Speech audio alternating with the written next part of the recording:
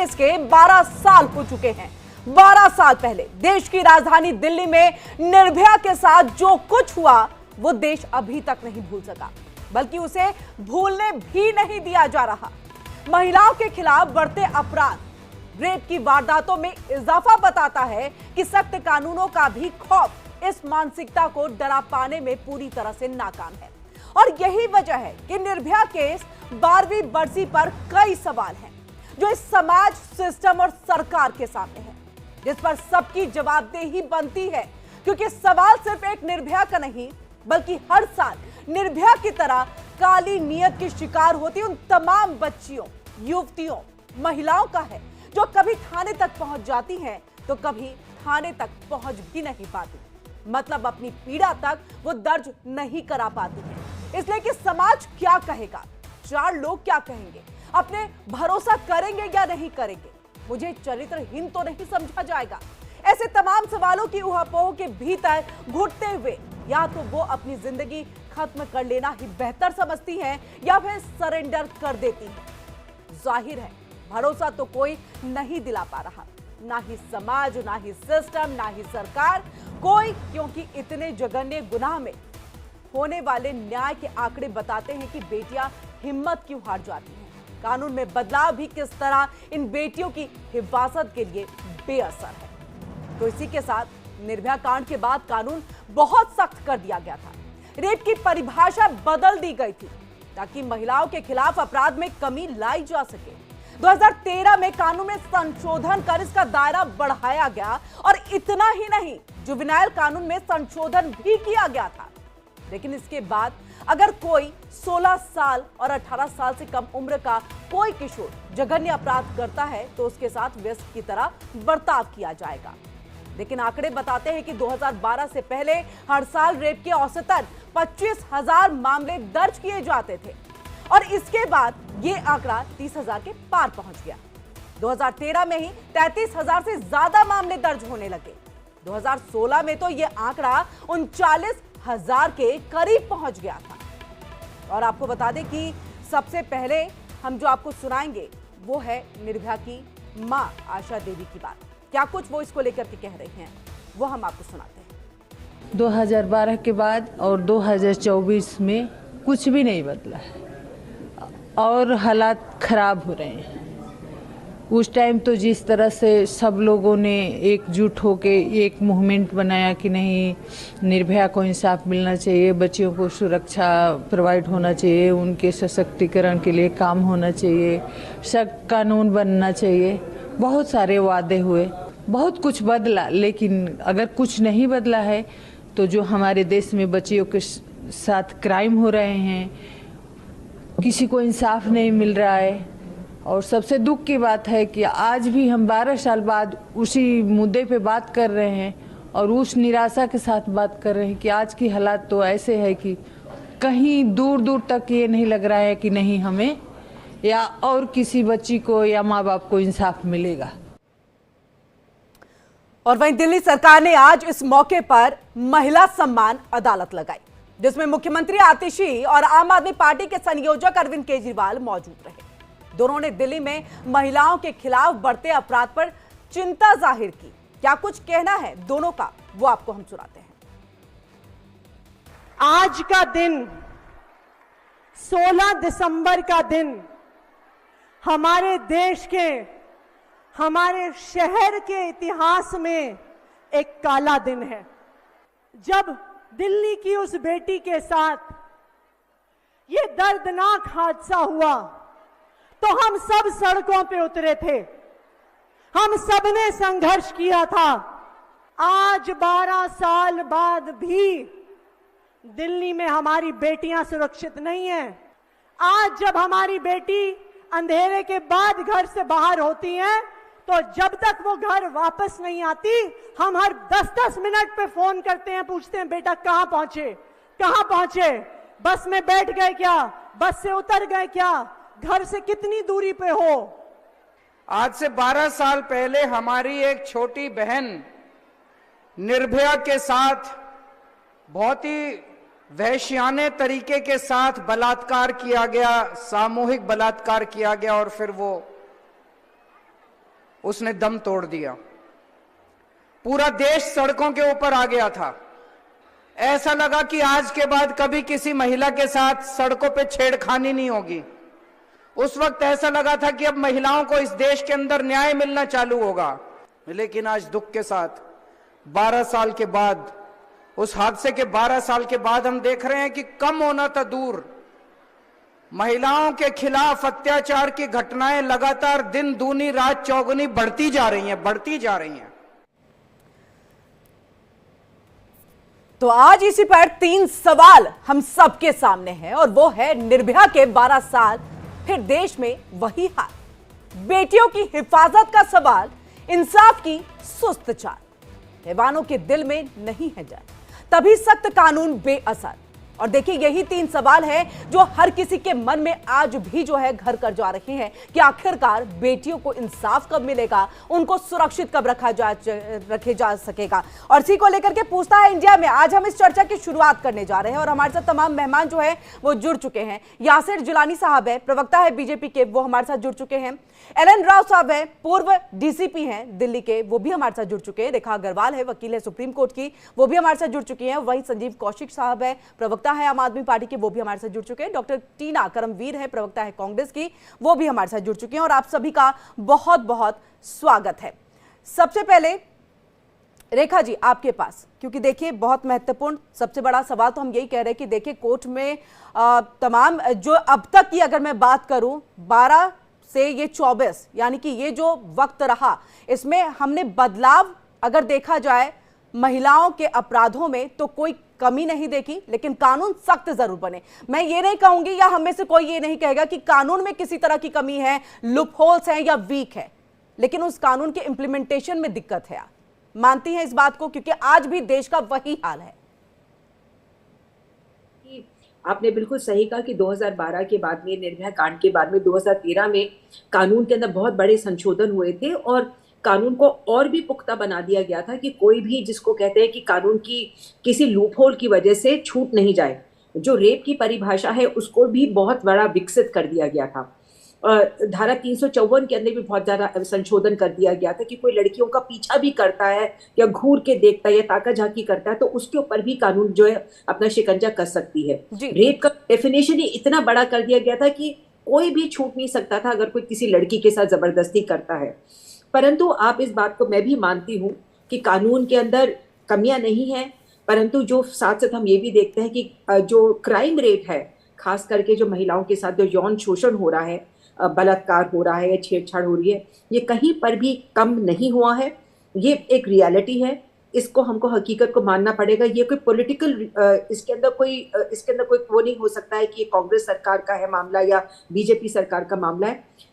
Problem सिर्फ ये आती है कि एक तो फास्ट ट्रैक कोर्ट्स जो हमारे देश के अंदर जो हैं वो इतनी नहीं हुई है जितनी होनी चाहिए, और जो प्रोसीजर है, जो एक हमारा जो क्रिमिनल प्रोसीजर कोड था, जिसको अब तो संशोधन उसके अंदर हो गया है, नया कानून आ चुका है, और जो क्रिमिनल प्रोसीजर कोड है और जो इंडियन एविडेंस एक्ट है, जो तीनों कानून, Indian penal code, Indian evidence act, criminal procedure code, जिन तीनों को मिलाकर ही किसी केस की पूरी सुनवाई होती है, उसके एक बहुत लंबा प्रोसीजर है।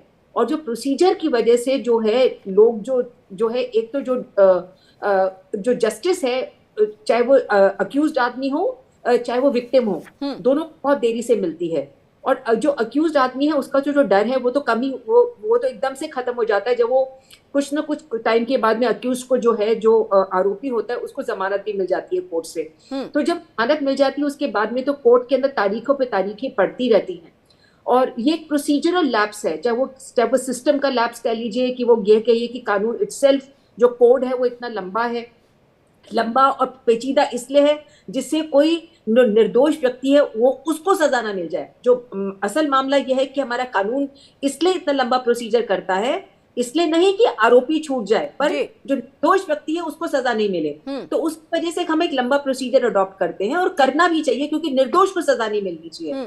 उसका विपरीत क्या होता है कि जो आरोपी होता है उसको सजा मिलती भी बहुत देर से है और उसका भय भी निकल जाता है, और जो सुर्खियां, जो मीडिया जो एक किसी भी केस को, रेप के केस को जब उठाता है और लोगों को पता चलता है इसके बारे में, तो वो धीरे धीरे जो है पब्लिक मेमोरी भी खत्म हो जाती है। तो आम व्यक्ति जो है उसको कानून का ना तो कोई डर है, ना उसको कानून की समझ है, ना कानून समझ, ना कानून का डर, और एक कानून का डर नहीं, कानून का डर नहीं। और मुझे लग रहा है यही सबसे बड़ी वजह है कि इस तरह के जो कुकृत्य किए जाते हैं या घृणित कार्य किए जाते हैं उस पर लगाम नहीं लग पा रहे।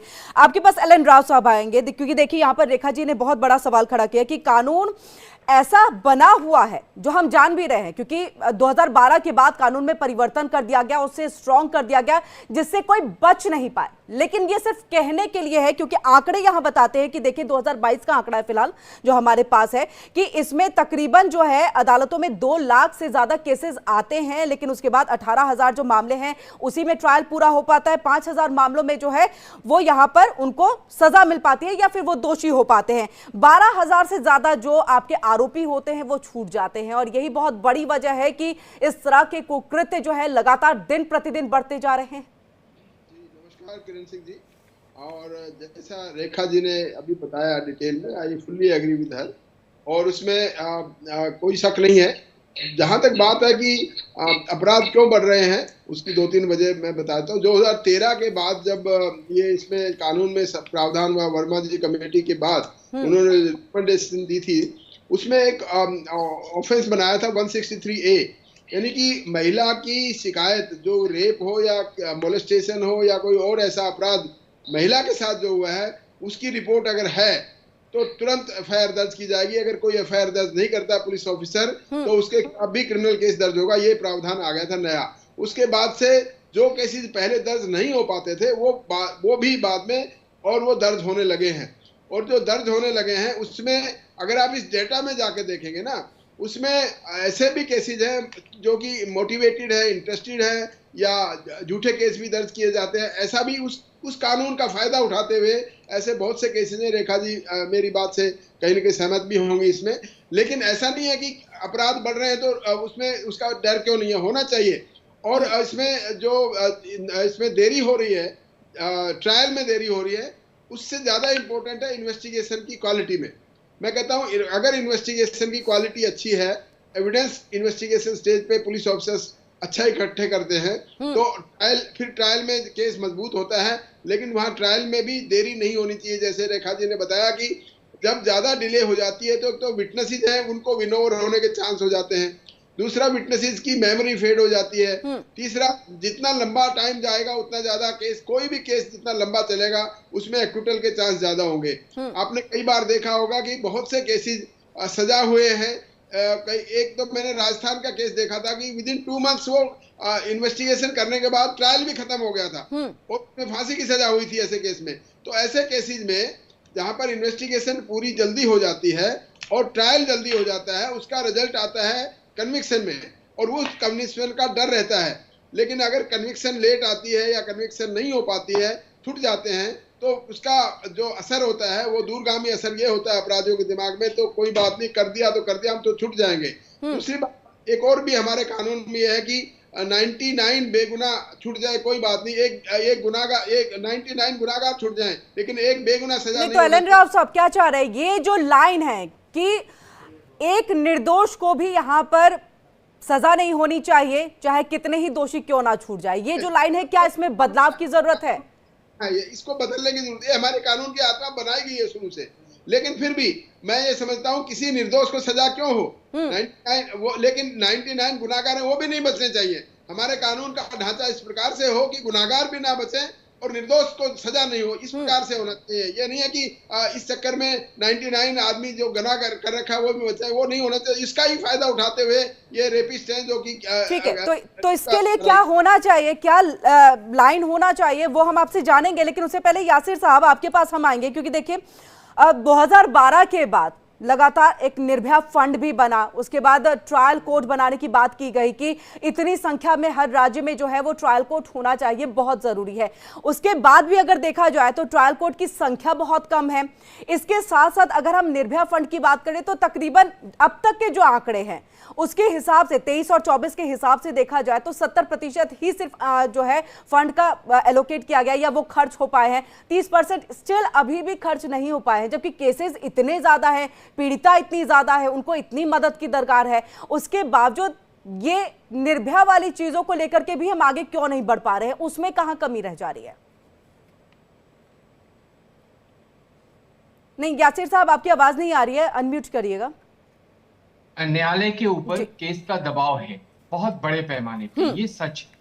लेकिन जो हमारी जुडिशियल व्यवस्था है दुनिया में सबसे बेहतरीन भारत की है जी। भारत के अंदर लोग इंसाफ की आस हमारे न्यायालय से रखते हैं और वहीं से सारी निपटारा होता है। ये इस पे हम चर्चा बड़े पैमाने पे करनी चाहिए। ठीक है कि जो एक्सपर्ट आते हैं, हमारी अभी रेखा अग्रवाल जी ने पूरी जुडिशियल सिस्टम के ऊपर बहुत शानदार तरीके से चीजों को रखा है, लेकिन कहीं ना कहीं जो राज्य स्तरीय पॉलिटिकल एक मोटिवेशन है, अलग जो लोग हैं उनकी जो दृढ़ इच्छा शक्ति के अंदर कमजोरी है, वो भी उस पर भी तो चर्चा होनी चाहिए। अब आज का दिन आप ले लीजिए, क्योंकि मैं तो पॉलिटिकल कमेंटेटर हूँ। आज जिस तरीके से महिला सम्मान अदालत की बात अरविंद केजरीवाल और आतिशी मारलेना ने करके एक अदालत लगाई थी, आप महिलाओं के सम्मान की बात कर रहे हैं और आपके घर के अंदर आपकी सांसद के साथ किस तरह का व्यवहार हुआ उस पर चर्चा कौन करे?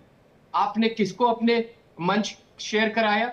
एक ऐसे नेता को जिसके पिताजी जिनको सब कुछ माना जाता है। जी ठीक है यासिर सर, ये तो हम लगातार बातचीत कर ही रहे हैं, उसके लिए तो हम जवाब लेंगे ही यहाँ पर संजीव जी से। लेकिन आपसे जो मैं सवाल पूछ रही थी कि ये सवाल में आप मुझे बताइएगा कि जो यहाँ पर निर्भया फंड लगाया गया था कि इतना निर्भया फंड है, अगर हम यूपीए सरकार की बात करें तो हजार करोड़ के करीब था, उसके बाद धीरे धीरे ये कम भी हुआ, उसके बावजूद क्यों अभी तक सिर्फ 70% ही जो है वो फंड यहाँ पर खर्च हो पाया है? 30% और क्यों नहीं हो पाया? क्यों फास्ट ट्रैक कोर्ट्स नहीं बन पाए? क्या महिला सुरक्षा का मुद्दा बड़ा मुद्दा नहीं है? नहीं, बिल्कुल सबसे बड़ा मुद्दा है और उसी को आगे ये सरकार भी बढ़ा रही है, लगातार इस पे काम हो रहा है। आप अगर सुरक्षा का मुद्दा बड़ा नहीं होता तो उत्तर प्रदेश से लेके भारत के हर राज्य की कानून व्यवस्था इस वक्त आप देखिए, जहां भी भारतीय जनता पार्टी की सरकार है, किस कदर चाक चौबंद होके वहां के एडमिनिस्ट्रेशन के लोग, वहां के पुलिस अफसर, वहां का तमाम जो महकमा है वो काम कैसे कर रहा है। वहां पे लोगों के अंदर डर और भय बना हुआ है। हाँ, एक आध जगह अब बिल्कुल हम सामाजिक स्तर पे भी हमें चर्चा करनी होगी। सडनली कोई क्राइम हो जाता है किसी के घर में, किसी के घर के ही किसी एक मेंबर ने किसी घर के मेंबर की हत्या कर दी, तो इस पे हमें बड़े पैमाने पे चर्चा करनी चाहिए सामाजिक तौर पे। ये एक ऐसा एक माहौल अभी बन गया है, पिछले कई दिनों से इस तरह की चीजें हमने दिल्ली में भी देखी है और ये चर्चा का विषय बना हुआ है। तो इस पे भी समाज के जो तमाम वो लोग हैं, जो इन्फ्लुएंसर हैं, जो समाज को कहीं ना कहीं प्रभावित करते हैं, वो निचले स्तर पे जाके चर्चा कब शुरू करेंगे? उनकी भी जिम्मेदारी बनती, सरकार की जिम्मेदारी है। बिल्कुल, आप जो फंड की बात कर रही हैं, उस फंड को उसी चीज के लिए तो इस्तेमाल की जा रही है। कहीं पे आप बताइए एक कोई प्रश्न ऐसा उठा जिसमें निर्भया को लेके जो सारी चीजें हुई, आपको जिस तरीके से स्पीडी ट्रायल किया गया, सारे दोषियों को फांसी देके एक नाबालिग को अगर छोड़ दीजिए, तो एक नजीर भारत में पेश किया गया, क्योंकि किसी इसलिए नजीर पेश किया गया कि 24 साल सर सुनिए ना, 24 साल में धनंजय चैटर्जी कोलकाता, याद होंगे आपको, उनको एक बार दिया गया था 1990 में जो वो बलात्कार के मामले जो केस में थे, और उसके बाद निर्भया केस में 4 को फांसी दी गई है, मात्र 5 को दी गई। सर, क्या लग रहा है कि केसेस इतने कम हैं कि सिर्फ ये 5 को ही आप सजा दे देंगे, तो आपको लग रहा है कि हमने एक नजीर पेश कर दी? न्यायालय के काम करने की प्रक्रिया पे मेरा किसी तरह की कोई ऐसी टिप्पणी तो नहीं कर सकता हूँ।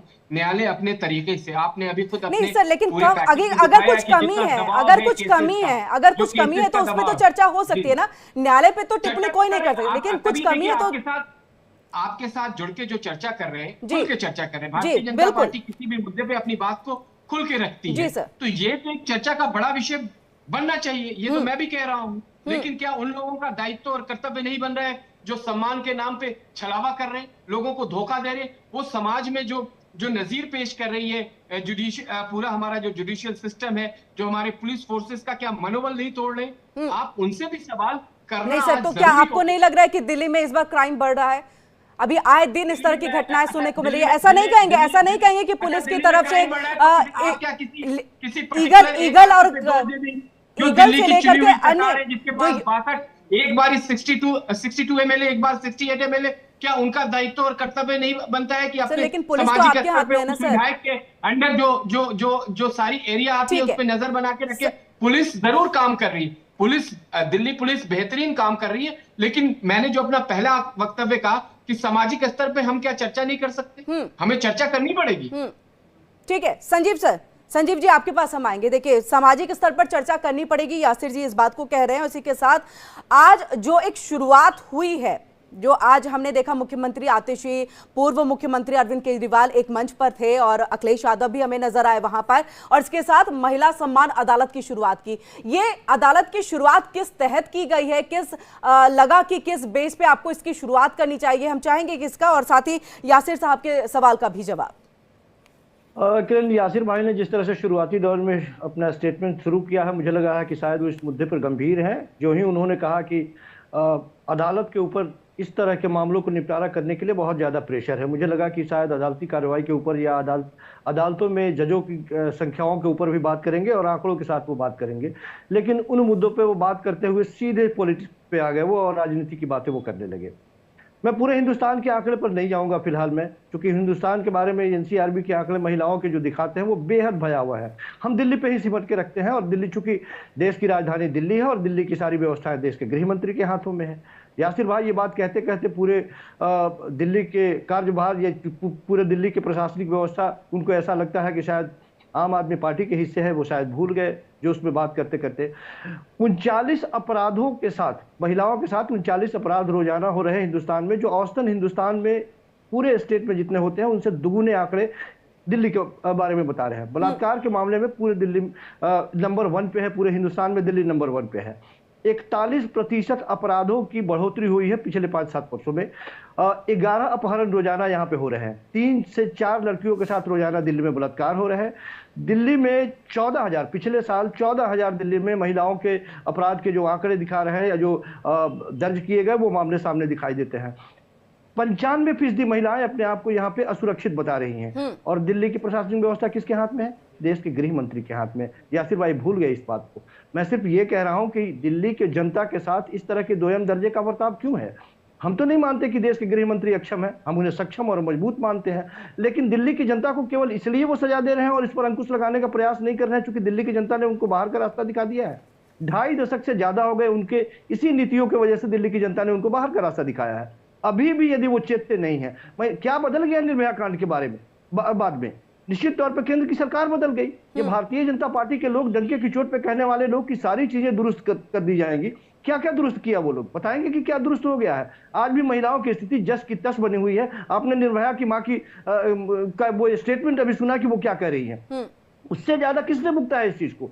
लेकिन ये यहाँ पे हमको ये बताने का प्रयास कर रहे हैं कि जहां जहां भारतीय जनता पार्टी की सरकारें हैं वहां की सरकारें मजबूत हैं, वहां की प्रशासनिक व्यवस्थाएं मजबूत है, उस मामले में दिल्ली कमजोर है।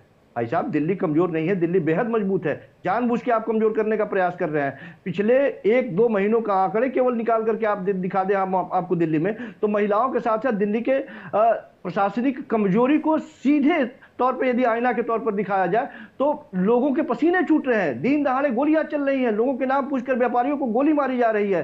दिन दहाड़े महिलाओं को उठा लिया जा रहा है, बेटियां घर में सुरक्षित नहीं है, बच्चे सुरक्षित नहीं है, लगातार स्कूलों के बारे में धमकियां मिल रही है। संजीव जी, लेकिन एक सवाल ये भी तो है ना कि जहां पर पुलिस प्रशासन जो है वो केंद्र के हाथ में है, लेकिन सरकार की भी जिम्मेदारी है कि सीसीटीवी कैमरे लगाए, जिसका जिक्र जो है पूर्व मुख्यमंत्री अरविंद केजरीवाल ने कई बार मंचों से किया भी है। बस मार्शलों की देखें, अभी मुख्यमंत्री आतिशी जो है कई बार उन्होंने प्रेस कॉन्फ्रेंस की, इसका जिक्र उन्होंने किया है। तमाम चीजें जो है वो करने के बावजूद अगर हालात इस तरह के हैं तो जिम्मेदार कौन है? नहीं तो आपको लगता है कि केंद्र सरकार या जो प्रशासनिक व्यवस्था है वो अपने हाथ पे हाथ धरे बैठे और सीसीटीवी कैमरों के भरोसे यहाँ की प्रशासनिक व्यवस्था दुरुस्त कर दी जाएगी? अरे साहब, सीसीटीवी कैमरे लगाए गए हैं तो उसका इस्तेमाल कौन करे? उसका इस्तेमाल यहाँ की प्रशासनिक व्यवस्थाएं करेंगी उस दुरुस्त करने के लिए कि कहाँ किस तरह से गड़बड़ी हो रही है। उसको एक सपोर्टिंग सिस्टम है ये देश के प्रशासनिक व्यवस्था के लिए और देश के दिल्ली की प्रशासनिक व्यवस्था के लिए। उसका इस्तेमाल कौन करेगा? उसका इस्तेमाल केंद्र की एजेंसियां करेंगी। दिल्ली में दंगे होते हैं, दिल्ली में अपराध हो रहे हैं, दिन दहाड़े मोबाइल छीन के लोग भाग रहे हैं, गोलियां चल रही हैं, कुछ नहीं। और महिलाओं की स्थिति, पूरे हिंदुस्तान की बात कर रहे थे, पूरे हिंदुस्तान में महिलाओं के ऊपर यदि आंकड़े निकाल के दिखा जाए तो 4 लाख हमेशा ये हर साल के ये आंकड़े बताते हैं। और कन्विक्शन रेट क्या है?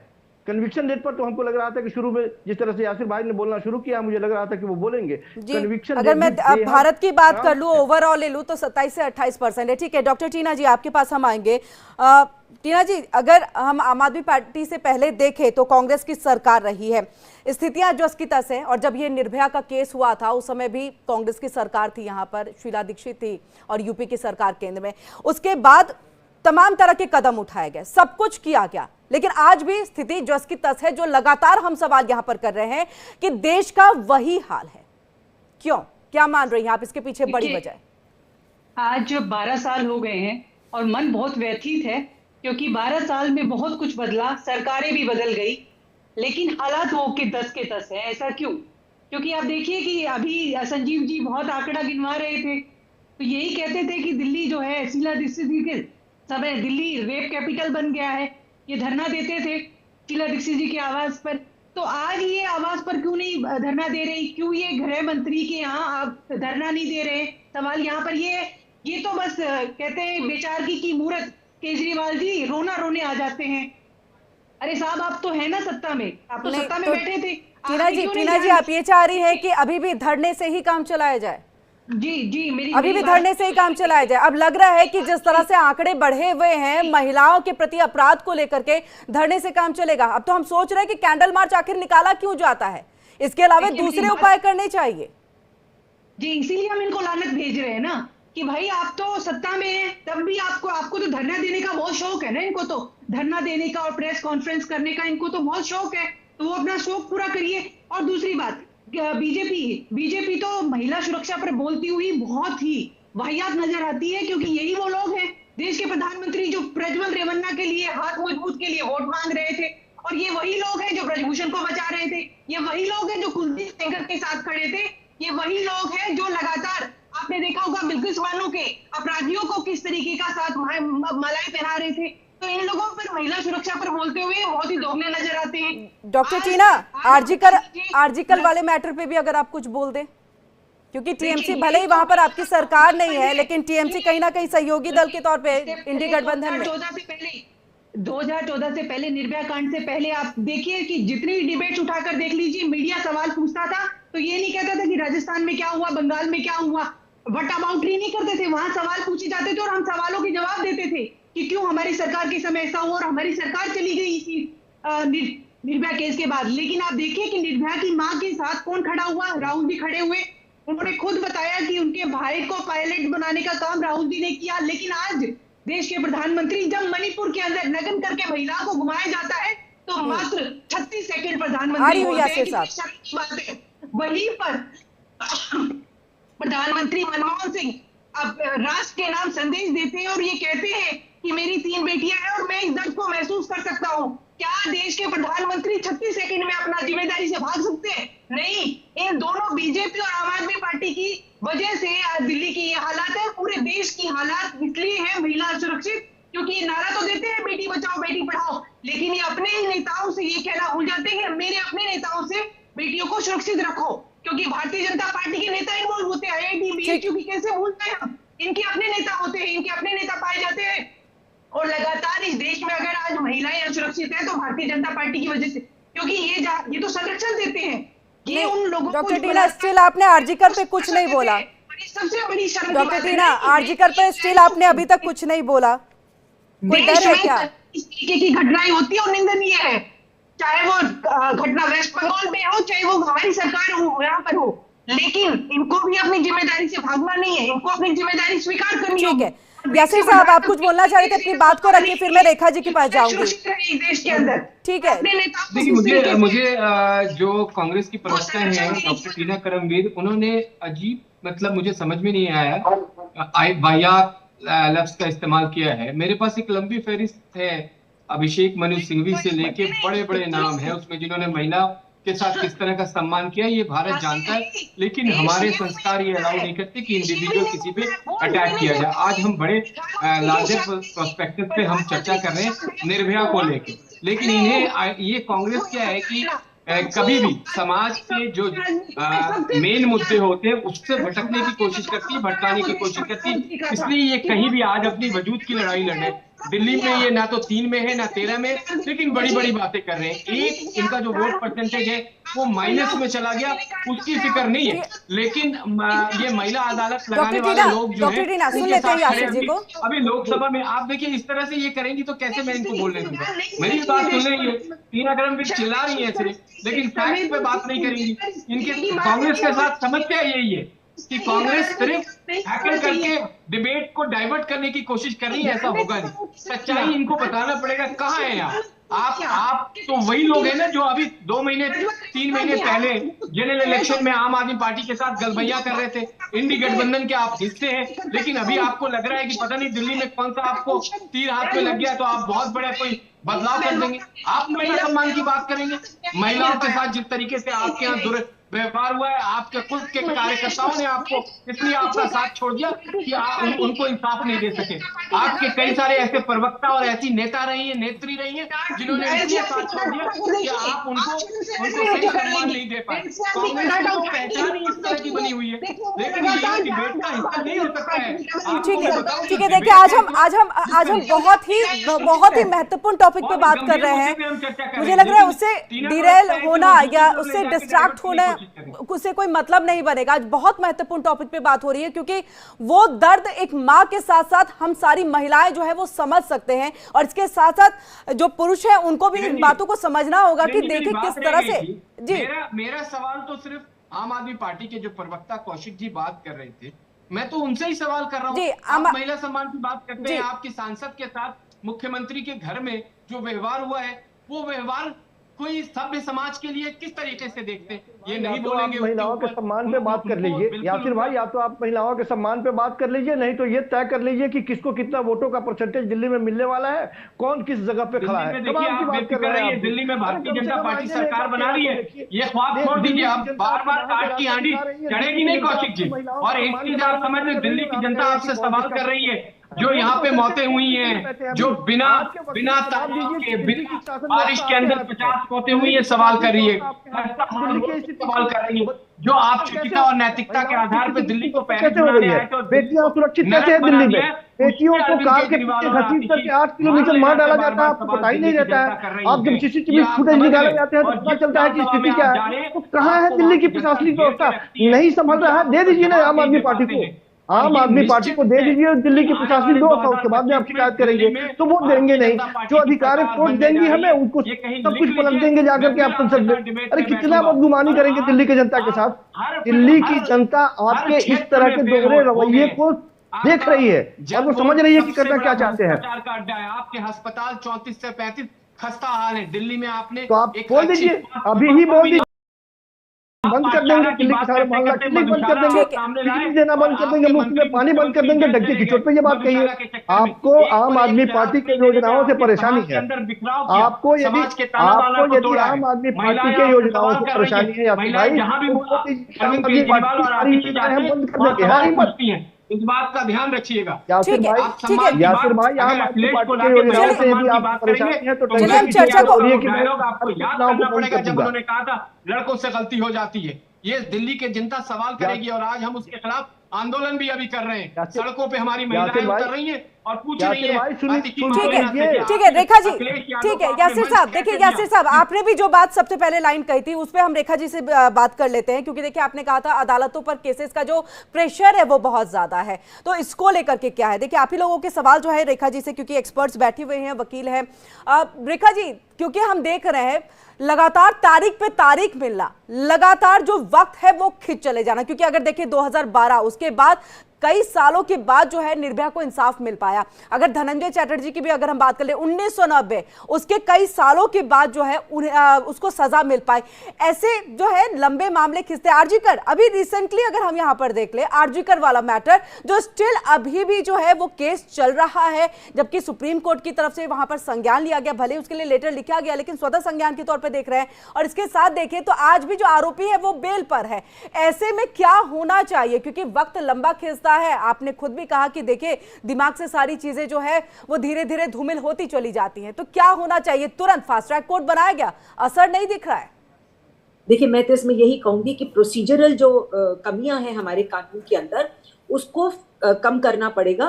Fast track courts is not the only answer, fast track court जरूर करिए, पर जो प्रोसीजर है, जो जिस प्रोसीजर के तहत किसी केस की सुनवाई होती है, जिसको हम ट्रायल कहते हैं, पुलिस की तफ्तीश जो है उसके अंदर थोड़ा सा और उनको चुस्त होना पड़ेगा। राव साहब ने भी उसके ऊपर इशारा किया, क्योंकि अगर तफ्तीश सही नहीं होगी तो आप जो आरोप पत्र, जो चार्जशीट होते हैं, वो क्या दर्ज करेंगे कोर्ट के अंदर? उसी के अंदर अगर कमियां होगी तो केस आगे नहीं चलेगा।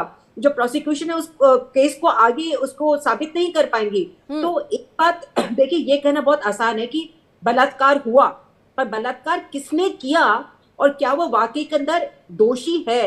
आरोपी और दोषी के अंदर एक बहुत लंबा समय होता है, बहुत लंबा रास्ता होता है जो तय करता है।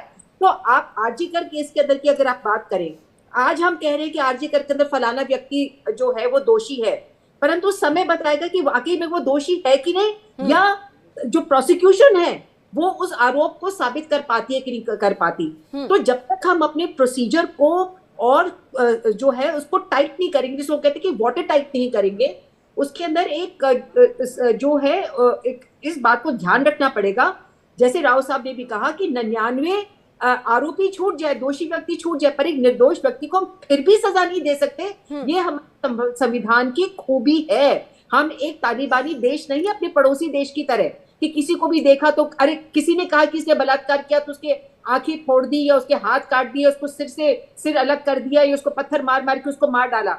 ये तालिबानी देशों के अंदर होता है, जो हमारे पड़ोस में होता है। हम एक डेमोक्रेटिक कंट्री है, हम संविधान से चलते हैं, और संविधान जो है वो हमारा गीता, हमारी बाइबल, सब कुछ हमारा वही है जो हम जिसके तहत हमारी केस की सुनवाई होती है। तो हम किसी भी, जिसको कहते हैं कि हम ना तो हम मीडिया से प्रभावित होती है, कोर्ट की प्रोसीडिंग्स मीडिया से प्रभावित नहीं होती, ना ही पब्लिक फीलिंग से। आज जब किसी को पकड़ लेते कि जी इसने बलात्कार किया, मीडिया भी कहती है जी इसने बलात्कार किया, पुलिस भी कहती है कि बलात्कार किया, परंतु वाकई में क्या वो बलात्कार साबित होता है कि नहीं होता?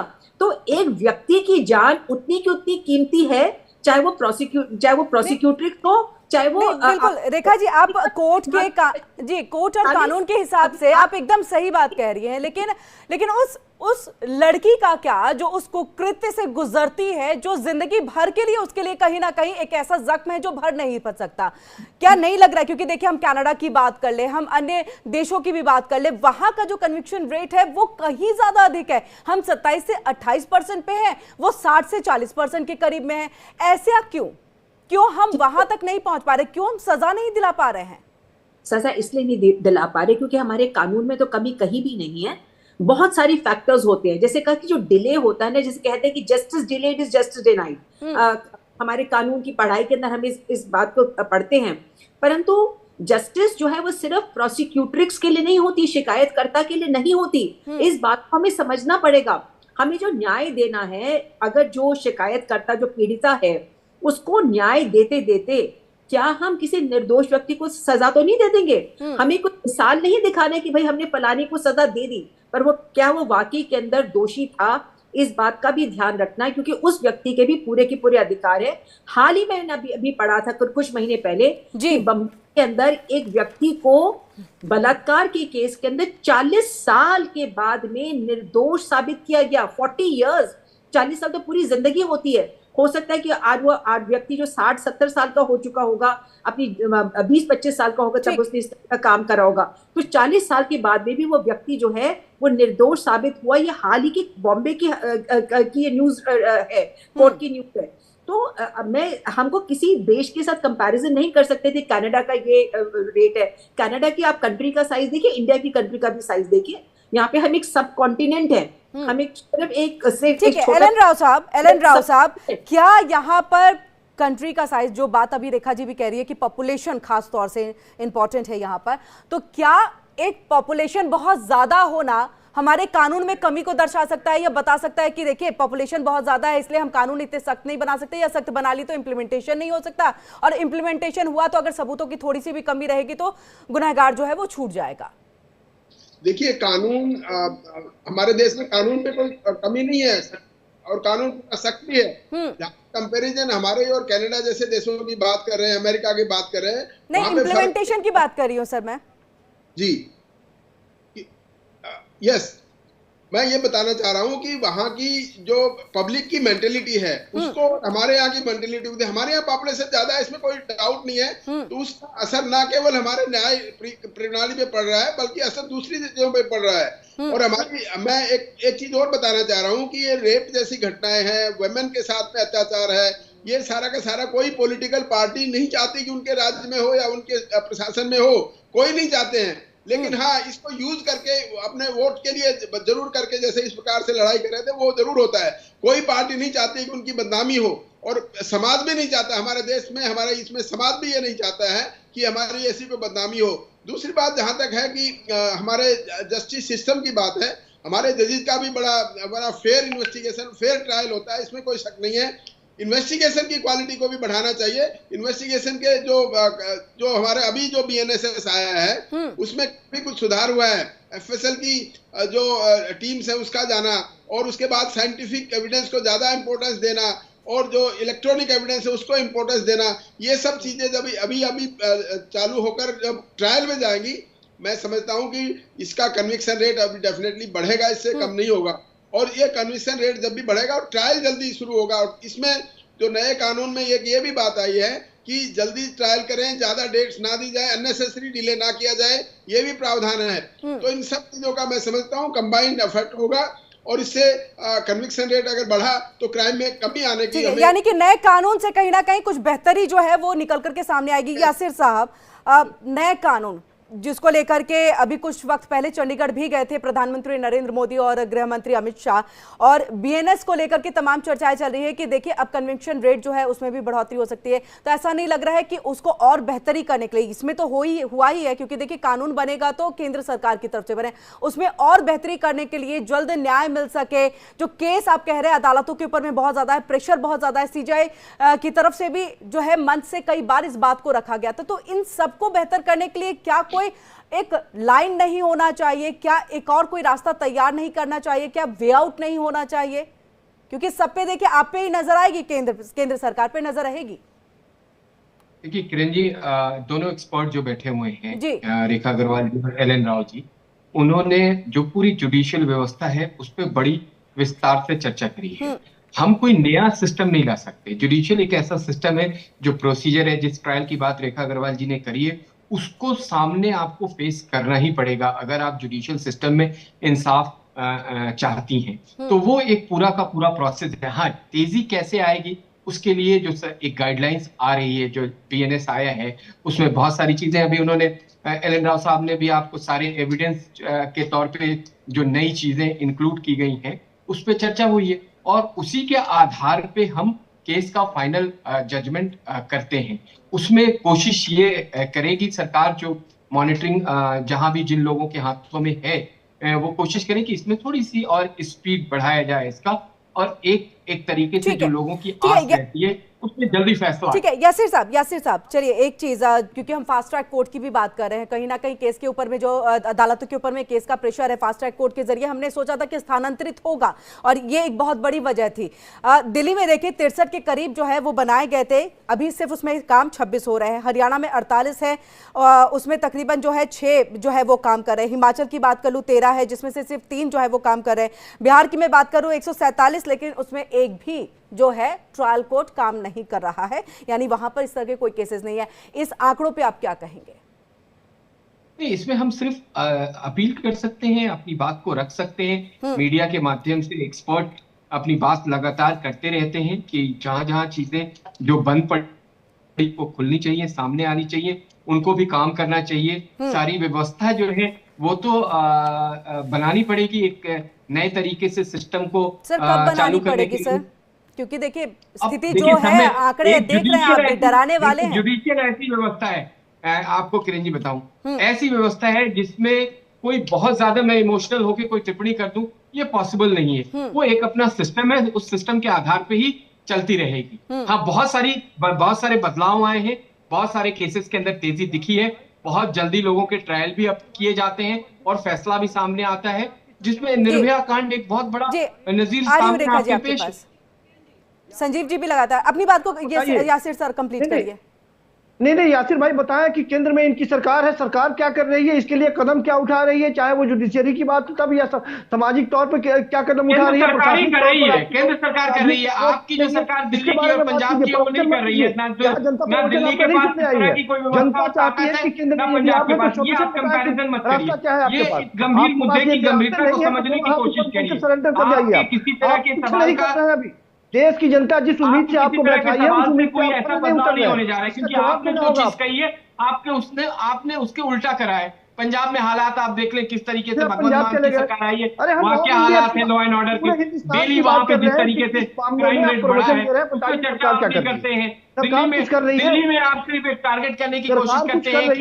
आप बार-बार ये सवाल करते हैं कि दिल्ली पुलिस केंद्र सरकार के पास है, लेकिन आप ये नहीं चर्चा करते हैं कि कोविड काल में जरूरत की मदद की जो केंद्र सरकार ने आके मदद करी। आपके मुख्यमंत्री उस वक्त अपने शीश महल के तत्काल उस वक्त के मुख्यमंत्री अपने शीश महल में। ठीक है टीना जी अपनी बात को रखिए, फिर मैं रेखा जी के पास चलूंगी, वक्त की कमी है। टीना जी। हाँ किरण जी, इस देश के अंदर हाथरस जैसा कांड होता है जिसके ऊपर भारतीय जनता पार्टी के शासन में डबल इंजन की सरकार, इनकी योगी बाबा के द्वारा जिस तरीके से मिट्टी का तेल छिड़ककर रात में उस बच्ची को संस्कार कर दिया, अंतिम संस्कार कर दिया। उसके बाद इन्होंने वादा किया कि भाई हम आपके न्याय देंगे, हम आपको घर की सुरक्षा देंगे, लेकिन वो तो नहीं कर पाए और लगातार गुहार करते रहे इनके योगी बाबा से, लेकिन कोई ध्यान नहीं दिया। आखिर में उनको अंत में एलओपी हमारे नेता राहुल जी को चिट्ठी लिखनी पड़ी। राहुल जी उनसे मिलने गए, क्योंकि ये बहुत पहुंचे हुए आदमी है भाई, कमाल कर रहे हैं। लोग उनको सुन नहीं रही है, लोग उनको सुनते नहीं है। उनकी बहन की लॉन्चिंग हो गई है, आप आपस में प्रतिस्पर्धा कर रहे हैं दोनों भाई बहन। अब ये लगातार ऐसे काम करते हैं क्योंकि कुछ शामिल होते हैं उसमें, ये न्याय देने के नाम पर ये सिर्फ अपने मुंह पे टेप चिपका लेते हैं और कहते हैं मैं कोई ऐसा बयान नहीं दे सकता। न्याय हमारी सरकार में जुडिशियल व्यवस्था दे रही है, कोई भारतीय जनता पार्टी न्याय देने का काम नहीं करती। यही कांग्रेस के प्रवक्ताओं की कमी है। थोड़ा ज्ञान थोड़ा पढ़ लिया करिए, व्हाट्सएप यूनिवर्सिटी से अलग आया करिए। इंसाफ जुडिशियल सिस्टम देती है, कोर्ट और न्यायालय देता है, कोई संगठन नहीं दे सकता है। क्योंकि वो तो लोग तो जो जनता राहुल गांधी के हाथ में नहीं है देना। गांधी जी प्रधानमंत्री नहीं है, लेकिन सारे वो काम कर रहे हैं। मणिपुर गए, मणिपुर किसका जाने का बनता है? देश के प्रधानमंत्री का। लेकिन आज तक हम न्यायालय पे चर्चा कर रहे हैं, न्यायालय की प्रधानमंत्री की जिम्मेदारी राहुल गांधी निभा रहे हैं। लेकिन आज तक देश के प्रधानमंत्री गए, किस बात का न्याय, कौन सा न्याय? बस ये है इनके कागजों में। महिलाओं पर तो ये चाहते नहीं। दोनों चुनाव में आपका सफाया हो गया है। जिस मुद्दे को आप बार बार उठाते हैं ना, उस मुद्दे पे आपने 2 राज्यों का चुनाव लड़ा, दोनों में सफाया हुआ। हरियाणा की जनता ने आपको जबरदस्त तरीके से दो, या महाराष्ट्र की जनता ने आपको खदेड़ दिया महाराष्ट्र से। आप उसमें चर्चा मत करिए। प्रधानमंत्री पूर्ण रूप से प्रधानमंत्री की पूरी मणिपुर के ऊपर रेखा जी। ठीक है रेखा जी, आप कुछ कहना चाह रही थी, अपनी बात को रखिएगा। मुझे लग रहा है शायद ट्रायल कोर्ट पे ही आप अपनी बात को कुछ रखना चाह रही थी। जी रेखा जी। बस मैं यहाँ पर ये कहना चाहती थी कि जहां भी आपने कन्विक्शन रेट की बात करी थी और आंकड़े बता रहे थे क्राइम रेट के तो हमारे देश में हो रहे हैं या दिल्ली में अगर हो रहे हैं, तो ये बात जरूर बहुत इंपॉर्टेंट है कि आजकल जो कानून का भी कुछ हद तक मिसयूज हो रहा है। सामाजिक परिप्रेक्ष्य जो है वो बदल गया है, और आजकल जो आंकड़े बताएंगे कि और जो वाकई में एंड रिजल्ट बताएगा जब इसका फैसला होता है, कि आजकल एक जो ट्रेंड सा बन गया, जिसके बारे में कोर्ट्स ने भी सुप्रीम कोर्ट तक ने उसको ऑब्जर्व किया है, कि जो रेप की जो हम एक जो ट्रेडिशनल वे के अंदर जो स्टीरियोटाइप तरीके से हम सोचते हैं कि बलात्कार होता है, हर बलात्कार का केस जिस तरीके से बर्बरता के साथ, निर्ममता के साथ में निर्भया का हुआ, वो नहीं होता है जो कोर्ट में पहुंचता है। आधे ज्यादा केसेस आजकल वो हो गए हैं जहां पर लिव इन रिलेशनशिप्स जो है वो खराब हो गई है, या मैरी वाली रिलेशनशिप्स जो है वो खराब हो गई है, और जो लड़की है वो वजह से जाके रेप की कंप्लेंट करती है। कई ऐसे मामले भी दर्ज होते हैं। जी बहुत सारे लग रहे हैं, तो आखिर के अंदर एक्विटल के अंदर रिजल्ट करते हैं, जिसका कोर्ट ने भी कहा है कि हर जो कंप्लेंट इस तरह की रेप की होती है, वाकई में वो फोर्सफुल रेप नहीं होता है जिसके बारे में धारा 376 या धारा, लेकिन हम इसे भी इंक्लूड किया गया है, बीएनएस में इसे भी इंक्लूड किया गया है। इंक्लूड किया गया है। बहुत बहुत शुक्रिया आप सभी का हमारे साथ इस चर्चा में जुड़ने के लिए और तमाम यहाँ पर बातचीत करने के लिए। तो इसी के साथ आज हम निर्भया केस जो रहा 2012 का, उसको लेकर के बातचीत कर रहे थे, चर्चा कर रहे थे। लेकिन चलिए, जाते जाते आपको हम एक बार फिर से याद दिलाते हैं, 12 साल पहले दिल्ली की सर्द रातों में निर्भया के साथ जिस तरह की दरिंदगी हुई, उसने दिल्ली को आज तक दहला करके रखा है। महिला सुरक्षा के मुद्दे पर 12 साल बाद क्या सोचती है दिल्ली की महिलाएं, इस पर बात की हमारी सहयोगी आंचल यादव ने। सुनिए क्या कुछ कहा है दिल्ली की महिला।